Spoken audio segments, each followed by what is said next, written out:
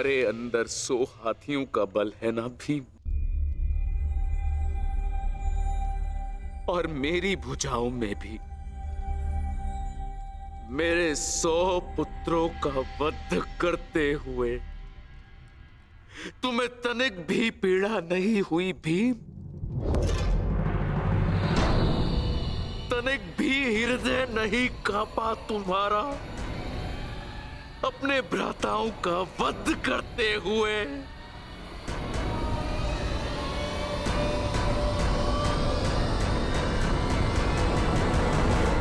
दुर्योधन, ये तुम्हारे लिए है पुत्र।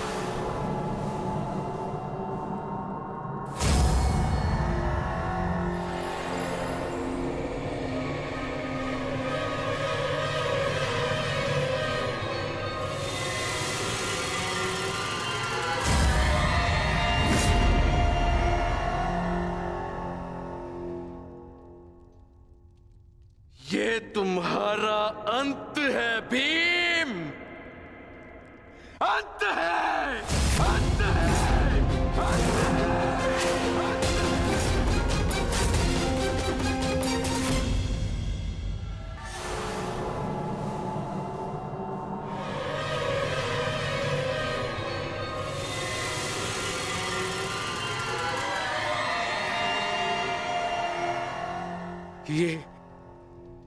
ये मैंने क्या कर दिया? मैं भी पुत्र हंता हो गया। ये मैंने क्या कर दिया देव? भ्राता पांडु, मुझे क्षमा कर देना भ्राता पांडु।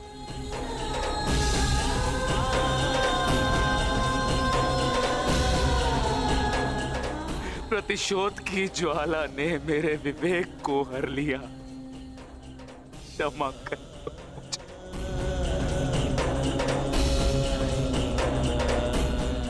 पुत्र भीम,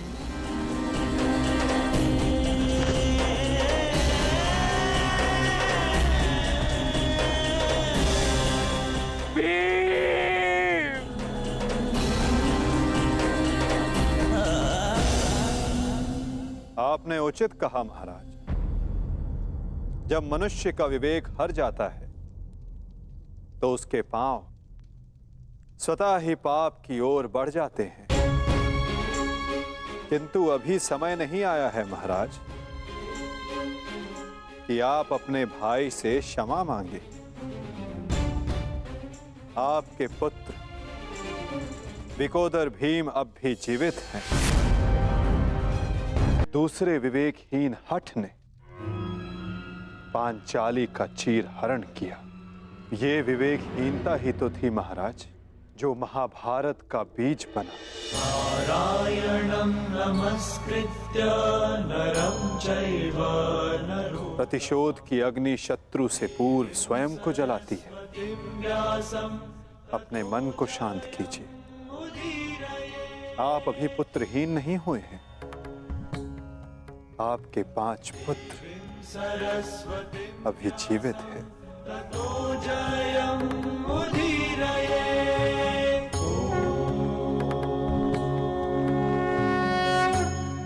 अपने मन की अग्नि को शांत कीजिए।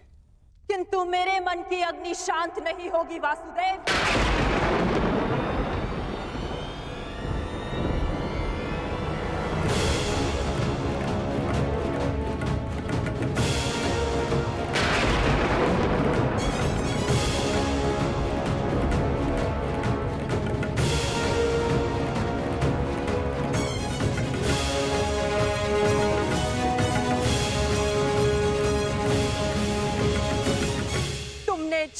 से मेरे सभी पुत्रों को मरवा डाला वासुदेव। मैंने प्रयास किया कि मेरा एक पुत्र शेष रह जाए, परंतु उस प्रयास को भी तुम्हारे छल ने भंग कर दिया। श्री बलराम को भी अपने कपट में उलझाकर मौन करवा दिया तुमने, परंतु इस माता की ममता अब मौन नहीं रह सकती। तुम्हारे छल से मेरे कुल का नाश हुआ है वासुदेव। मैं तुम्हें श्राप देती हूं कि जिस प्रकार तुमने मेरे कुल का अंत किया है, उसी प्रकार तुम्हारे कुल का अंत भी होगा।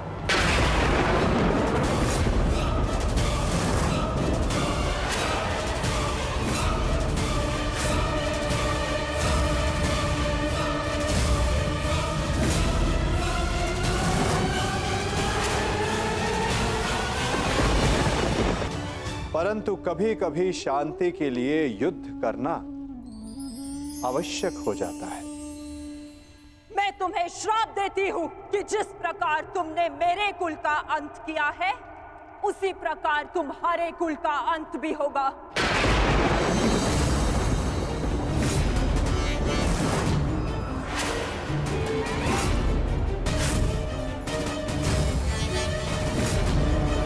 तुम्हारा कुल भी ऐसे ही आपस में लड़कर नष्ट हो जाएगा।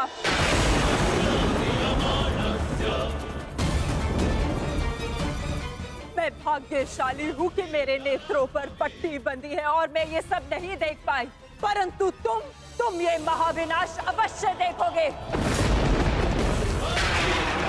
तुम स्वयं अपने कुल के महाविनाश का प्रारंभ करोगे वासुदेव।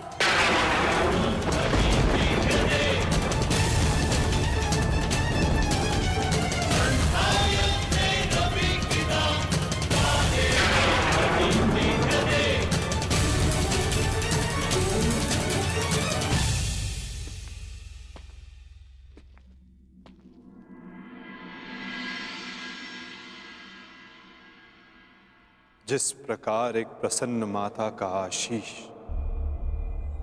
संसार में कोई नहीं रोक सकता, उसी प्रकार एक दुखद माता का श्राप संसार में कोई नहीं टाल सकता।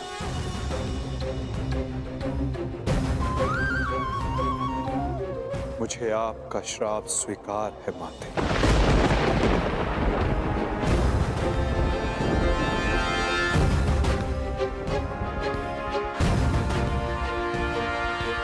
किंतु क्या आपको ज्ञात है कि इस युद्ध का सत्य क्या है? क्या आप जानती हैं कि इस महाविनाश, इस महायुद्ध का वास्तविक रूप क्या है? मेरे साथ चलिए माता, उस कुरुक्षेत्र की रणभूमि पर जो इस महाविध्वंस, इस महाभारत की साक्षी बनी है।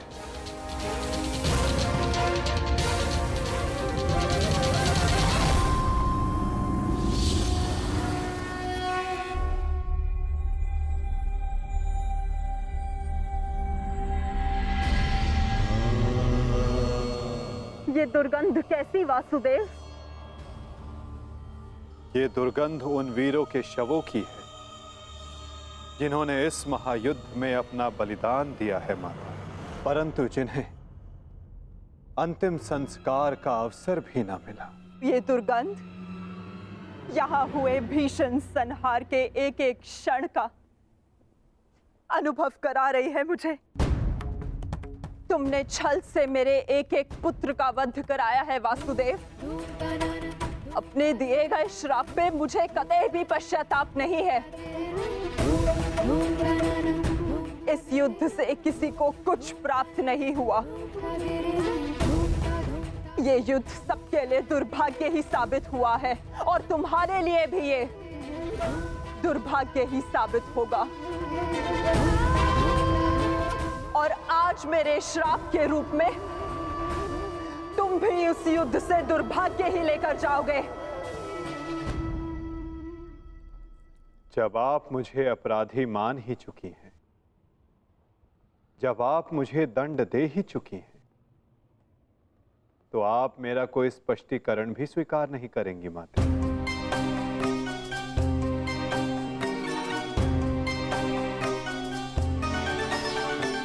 परंतु सत्य का भान आपके लिए आवश्यक है माते। जिनकी दृष्टि से इस महायुद्ध का कोई भी क्षण, कोई भी छल अनदेखा नहीं गया है माते। अब वीर बार्बरी आपको सत्य का भान करवाएंगे।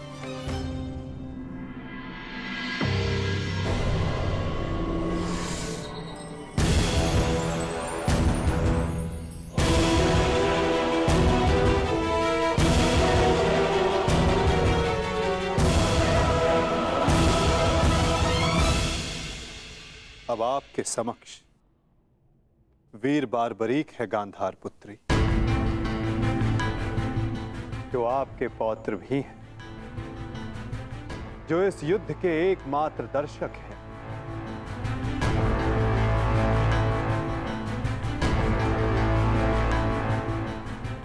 वो बार्बरी जिन्होंने अपना शीश दान किया और अमर हो गए।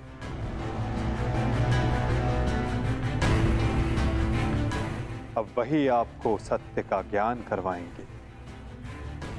वीर बार्बरीक की दृष्टि से इस महाभारत का कोई भी पल और छल अनदेखा नहीं रहा है माता। अब बार्बरीक आपको सत्य बताएंगे। पुत्र बर्बरिक, तुम स्वयं बताओ, क्या वासुदेव ने छल से मेरे पुत्रों का वध नहीं करवाया है? यदि तुमने इस युद्ध का एक एक क्षण निष्पक्ष होकर देखा है तो बताओ, कौरव वंश के वट वृक्ष महामहिम भीष्म, जिन्हें इच्छा मृत्यु का वरदान था, क्या वासुदेव ने उन्हें अपने छल से धराशाही नहीं करवाया है? क्या वासुदेव ने द्रोण पुत्र अश्वत्थामा की मृत्यु का छल रचकर आचार्य द्रोण का वध नहीं करवाया है? क्या मेरे पुत्र दुर्योधन की रक्षा कर रहे उसके मित्र कर्ण को छल से नहीं मरवाया है वासुदेव ने? पुत्र दुर्योधन पर युद्ध के नियमों के विरुद्ध जाकर प्रहार किया गया, क्या वो वासुदेव का छल नहीं था? मेरे समस्त 100 पुत्रों के वध का कारण केवल वासुदेव है। क्या ये भी सत्य नहीं है बार्बरिक?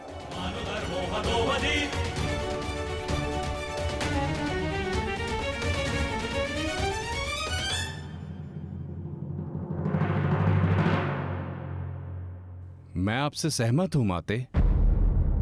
ये सब स्वयं वासुदेव ने करवाया।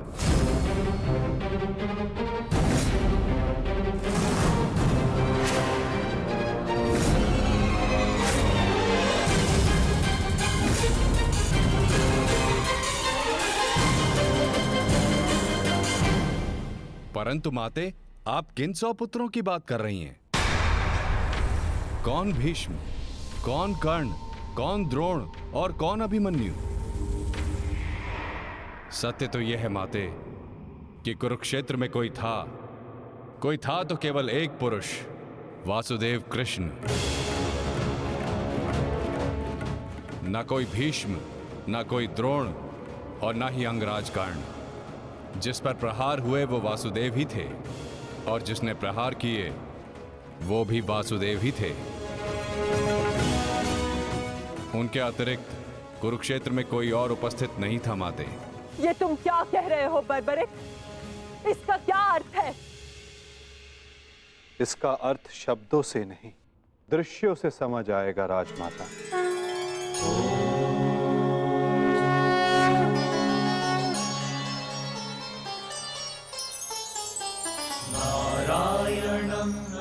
इस युद्ध के प्रारंभ से अंत तक हर प्रहार मैंने किया और हर प्रहार मैंने ही सहा।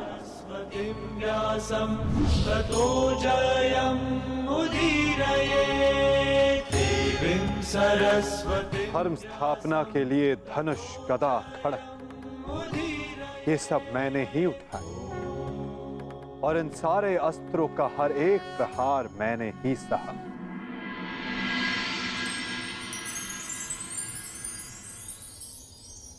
बाण चलाने वाला मैं ही था।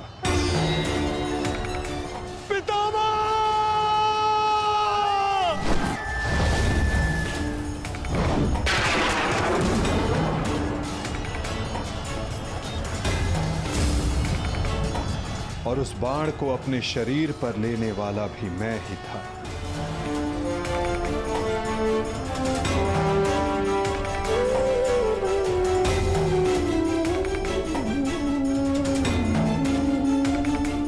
महामहिम भीष्म के रूप में भी मैं ही था और अर्जुन के रूप में भी मैं ही था। और सरशैया पर लेटने वाला भी मैं ही था। अभिमन्यु बनकर चक्रव्यूह मैंने ही तोड़ा।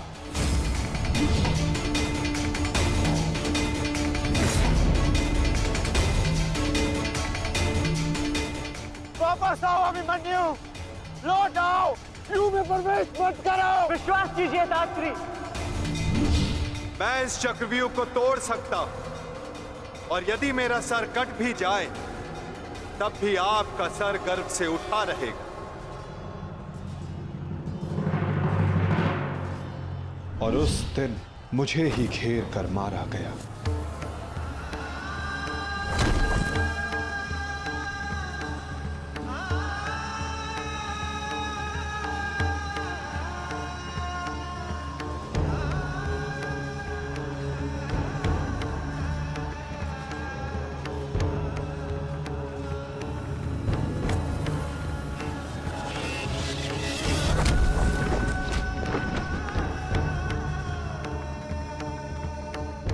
वो मैं ही था जिसने द्रोणाचार्य से कहा कि अश्वत्थामा मारा गया। आपने बिल्कुल सही सुना आचार्य द्रोण।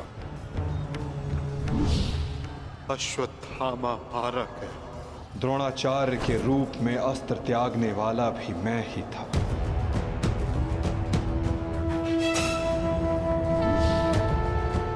परंतु वो एक मनुष्य नहीं, एक हाथी था।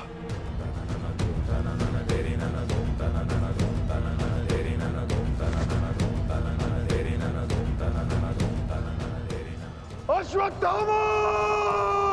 और धृष्टद्युम्न बनकर मैंने ही स्वयं पर प्रहार किया।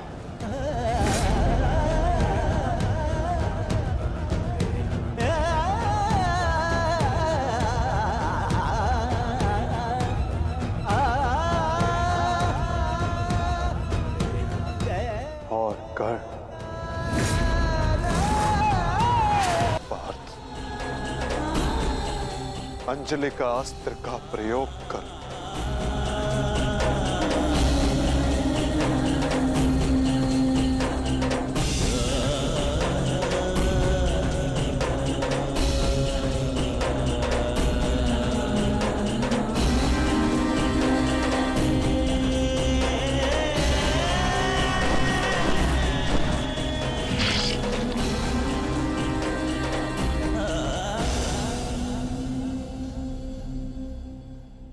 दुर्योधन के रूप में मेरी ही जंघा पर प्रहार करके मेरा ही अंत किया गया।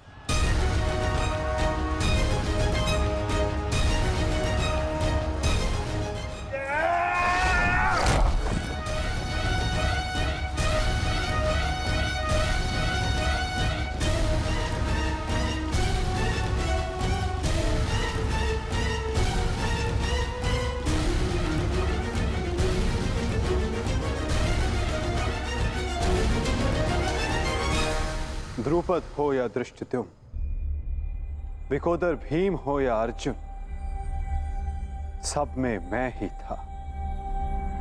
मैं ही विजयी हुआ।